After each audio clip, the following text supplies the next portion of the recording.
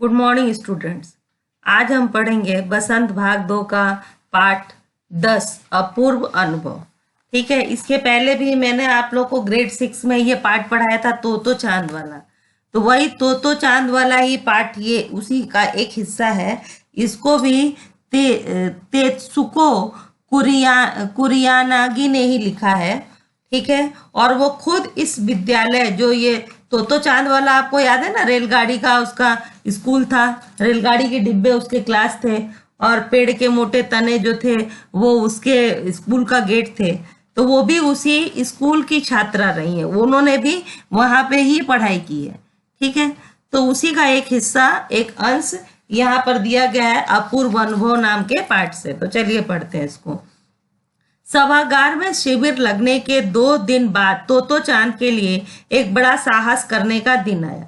इस दिन उसे यासुकी चांद से मिलना था। इस भेद का पता ना तो तोतो चांद के माता पिता को था, ना ही यासुकी चांद के। उसने यासुकी चांद को अपने पेड़ पर चढ़ने का न्योता दिया था। वहां जो जो विद्यालय था जिसमें वो पढ़ती थी, रेलगाड़ी के डिब्बे थे और पेड़ों जो 2 मोटे पेड़ के तने थे वो स्कूल का मेन गेट था। तो वहां बच्चे जो रिसेस में और छुट्टी में जो खेलने का जो उनका जगह था ना, वो उनके अलग अलग पेड़ के कोने थे। सभी बच्चों का अपना अपना एक पेड़ था और वो पेड़ उनका ही माना जाता होता। उस पे अगर किसी और को चढ़ना होता था ना, तो उससे बड़ी ही शिष्टता से परमिशन लेना पड़ता था। तो तोतो चांद का जो पेड़ था ना, वो स्कूल में सबसे किनारे था, जो कि उधर उस तरफ सड़क जहां दिखती है उधर उसकी शाखाएं थी। तो तोतो चांद ने यासुकी चांद को अपने पेड़ पर चढ़ने का न्योता दिया। तो मोए में हर एक बच्चा बाग के एक एक पेड़ को अपने खुद के चढ़ने का पेड़ मानता था। तोतो चांद का पेड़ मैदान के बाहरी हिस्से में कुहोन बुतुश जाने वाली सड़क के पास था। बड़ा सा पेड़ था, उसका चढ़ने जाओ तो पैर फिसल जाते थे, पर ठीक से चढ़ने पर जमीन से कोई 6 फुट की ऊंचाई पर एक द्विशाखा तक पहुंचा जा सकता था। द्विशाखा यानी जहां पे 2 शाखाएं हो, जहां पे बच्चे जाकर बैठते थे। बिल्कुल किसी झूले सी आरामदेह जगह थी। यहाँ तोतो चांद अक्सर खाने की छुट्टी के समय या स्कूल के बाद ऊपर चढ़ी मिलती।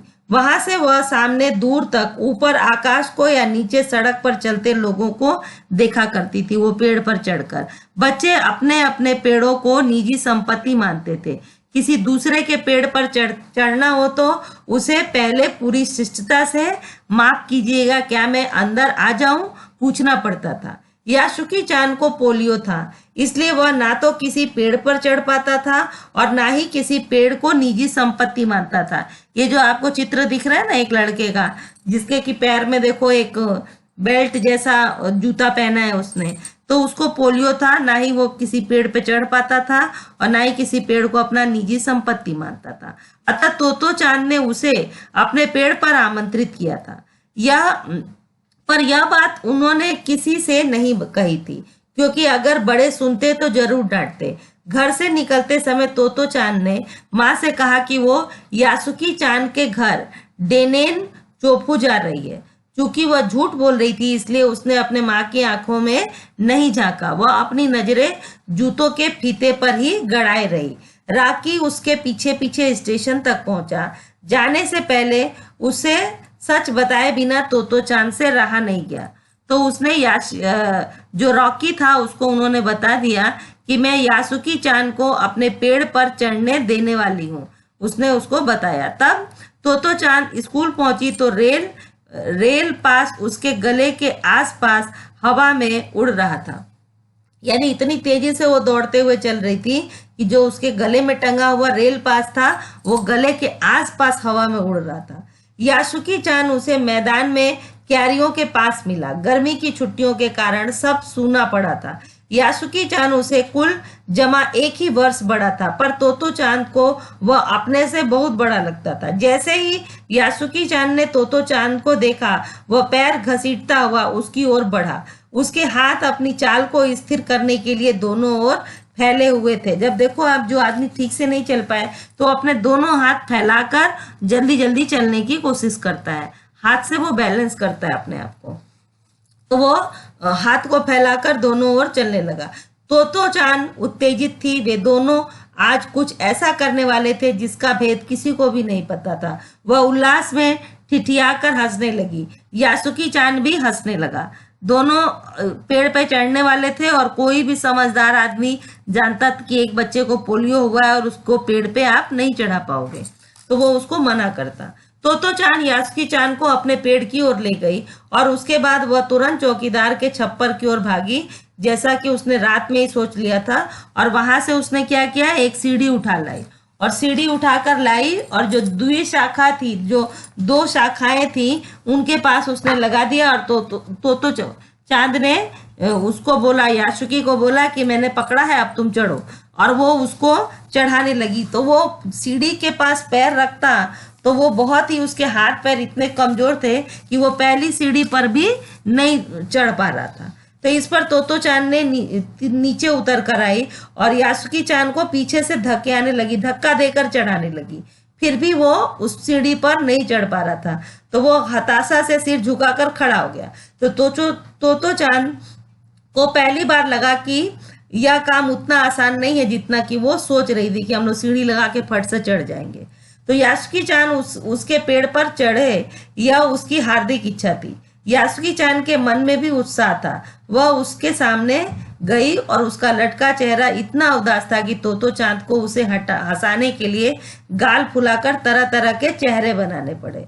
ठहरो, एक बात सूझी है। वह फिर चौकीदार के छप्पर की ओर दौड़ी और हर एक चीज उलट पुलट कर वहां पर देखने लगी। आखिर में एक तिपहिया सीढ़ी मिली जिसे थामे। देखो, ये जो हम अपने घरों में काम करने के लिए एक ऐसा टेबल लेते हैं ना, 3 पैर वाला, जिसमें सीढ़ी लगा होता है, तो ऐसा सीढ़ी वाला एक टेबल मिला जिसको वो थामे हुए घसीटते हुए आई। खुद पसीने से पूरा लथपथ हो गई थी और लाके उसको पेड़ के पास उसने लगाया और पेड़ के पास लगा के उसको बोला कि अब इसको पकड़ने की भी जरूरत नहीं है, टिकाने की भी जरूरत नहीं है, ये हिलेगा नहीं, इस पे चढ़ो।